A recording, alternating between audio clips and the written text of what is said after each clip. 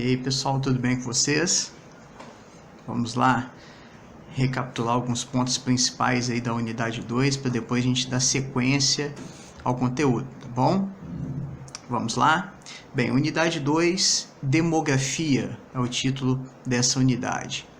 Relembrando, a demografia estuda a população, suas características, sua história, como ela se formou, né, tanto de um povo quanto de uma etnia, como aconteceu a história deste povo, dessa etnia, como eles se formaram, as suas características. Isso é o estudo da demografia.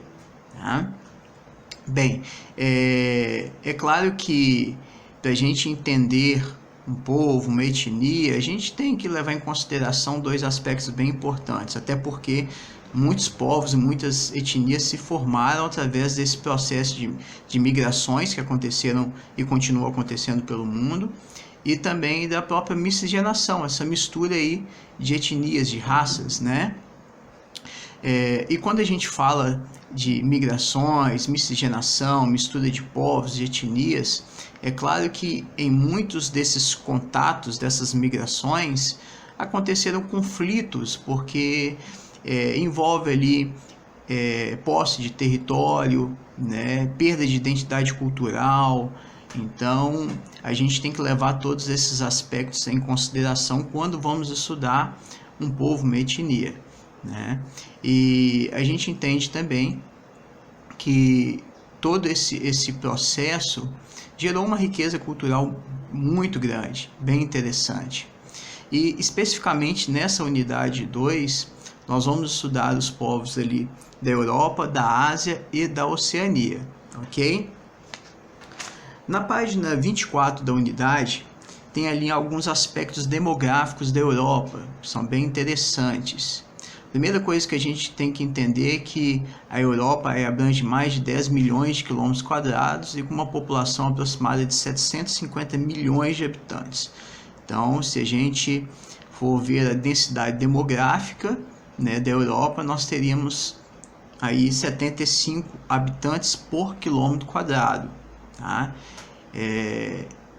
Então, é um território, vamos colocar assim, ou um continente relativamente pequeno comparado com outros continentes e com uma população absoluta considerável, alta. Então temos quando pegamos a população total e dividimos pelos quilômetros quadrados, né, pelo tamanho do país ou de um continente, a gente tem a densidade demográfica, que é a quantidade de habitantes por quilômetro quadrado. E da Europa vai ficar aproximadamente em 75 habitantes por quilômetro quadrado. Agora, como é essa distribuição? Será que essa distribuição é homogênea? Com certeza não, porque tem muitos aspectos, né, naturais que nós temos que levar em consideração para começar a identificar as regiões mais densamente povoadas e as menos povoadas. E a questão do clima, claro que na Europa vai fazer com que mostre ou aconteça algumas regiões que são muito povoadas e outras menos povoadas. A questão do clima é um aspecto bem interessante. Quando a gente pega a questão ali do continente europeu, claro que as regiões de clima frio, polar e semiáridos vão ser as regiões menos povoadas, né? E aonde temos climas mais amenos, temperaturas mais amenas, né? Nós temos com certeza um maior número de pessoas ou de habitantes nessas regiões. Ali na página 25 tem um mapa bem interessante de densidade demográfica, de 2015. Ele mostra, né, através de cores ali, quanto mais escura a cor, maior a densidade demográfica. E ele aponta alguns países: a Alemanha, a Polônia, a Bélgica, a Holanda, né, a Suíça, países que têm maior densidade demográfica. Pegamos já no norte, né, da Europa ali, a Noruega, que tem uma densidade menor, a Islândia ainda menos. A questão do clima, que quanto mais ao norte, né, mais temperaturas baixas, então um clima mais rigoroso, então menor densidade demográfica. Isso na página 25. Quando passamos ali para a página 26, apesar da Europa apresentar uma elevada população absoluta, né, e grande diversidade de idiomas, de culturas, né, são muitos países no continente europeu, a gente vai dar destaque para 3 grupos linguísticos na Europa. A gente sabe que tem muitos idiomas falados na Europa, mas muitos idiomas ramificaram, né, ou vieram desses 3 principais grupos linguísticos. Não que tenham só esses, mas esses seriam os principais. Que a gente tem o latim, né, que aí vem o português, o francês, o espanhol, né, o italiano, o romeno, as línguas que vieram desse grupo, o latim. Nós temos o germânico, que vem a língua alemã, a língua holandesa, né? E temos também o eslavo, que derivou ali o russo, o polonês, o búlgaro, né? E claro que a gente pode até mesmo fazer uma regionalização com base nesses grupos linguísticos ali da Europa. Mais abaixo, ali no Organize as Ideias, é bem interessante, que mostra, olha, analise o mapa conceitual a seguir e responda as questões propostas. É bem interessante porque, por exemplo, o eslavo nós vamos pegar mais ali na região leste da Europa, tem até um exemplo aqui como a Polônia. O germânico mais ao norte, aí a gente pega a Dinamarca como um exemplo, e o latim mais ao sul, a Itália, né, que o italiano deriva do latim. Então, esses seriam os 3 principais grupos linguísticos da Europa, ok? E esse seria um aspecto bem interessante, até mesmo para a gente poder fazer regionalização do continente europeu, tá? Leste, sul, norte, mediante os idiomas falados, tá bom? Na página 27, nós começamos a entrar num assunto um pouquinho diferente, que é o envelhecimento da população do velho continente, que é o título ali, né? Claro que quando a gente vai para a Europa, essa questão social, econômica, né, histórica também, dá um destaque do continente europeu dentre os outros continentes. E essa questão socioeconômica da Europa é bem interessante porque nos mostra que grande parte, ou a maior parte dos países europeus tem o IDH muito elevado. Lembram lá do pessoal do IDH, o Índice de Desenvolvimento Humano, né, que leva em consideração a renda per capita, a escolaridade, expectativa de vida. E a expectativa de vida na Europa, em média, está acima de 80 anos. Então, uma expectativa de vida muito elevada.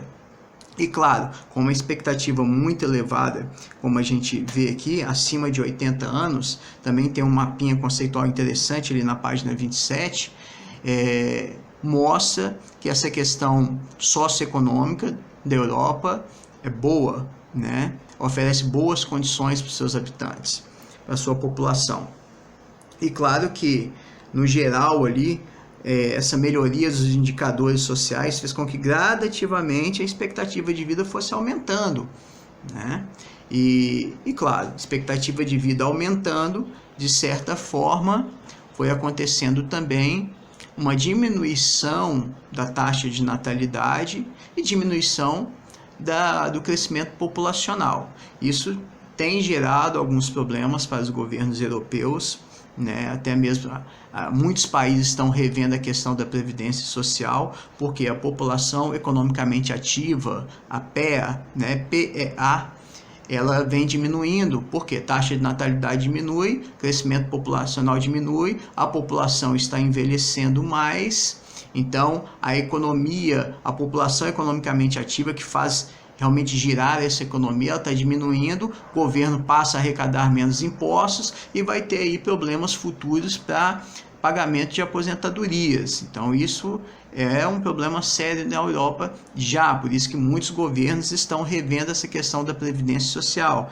Até ali na página 28, eu pedi para vocês grifarem alguns pontos interessantes ali, que falam que a arrecadação de impostos, né, ali o envelhecimento da população e o aumento dos gastos do governo, dos governos, tá levando os governos locais a uma grande preocupação com aí gastos futuros em previdência social, tá? A gente tem um exemplo da Grécia, né?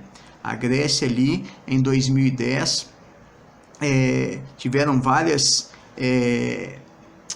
manifestações populares contra a reforma da Previdência, até porque a Grécia passou por uma crise econômica muito grande, precisou pegar dinheiro com o FMI, o Banco Mundial, e aí tiveram aquelas medidas de austeridade que o FMI e o Banco Mundial impuseram sobre a Grécia, né? Ou seja, diminuição de salários, demissões, aumento de impostos, né? Tudo isso aí gerou um grande problema, e aí o Banco Mundial, o FMI, de certa forma pressionando para que a Grécia fizesse também uma reforma da Previdência, e gerou aí descontentamentos gerais ali na população da Grécia. A gente viu também que toda essa questão demográfica da Europa, ela é interessante porque tem todo um aspecto de histórico, né, social, econômico, que envolve todas as mudanças que estão acontecendo hoje na Europa, tá bom? A gente consegue ver hoje na Europa algo que a gente também, de certa forma, a gente está passando aqui no Brasil, né? A expectativa de vida também no Brasil, ela aumentou, né? Até a gente recentemente passou por uma reforma da Previdência, então aspectos parecidos. Mas quando focamos na Europa, na população europeia, a gente tem que frisar esses principais aspectos, tá? O tamanho da Europa, densidade demográfica, total da população, a questão socioeconômica, né? Expectativa de vida bem alta, o IDH considerado muito elevado na maior parte dos países europeus, são aspectos principais ali das populações europeias, tá bom? Só uma revisão, pontos principais. Próxima aula a gente continua aí a unidade, tá bom? Um grande abraço para vocês. Tchau, tchau.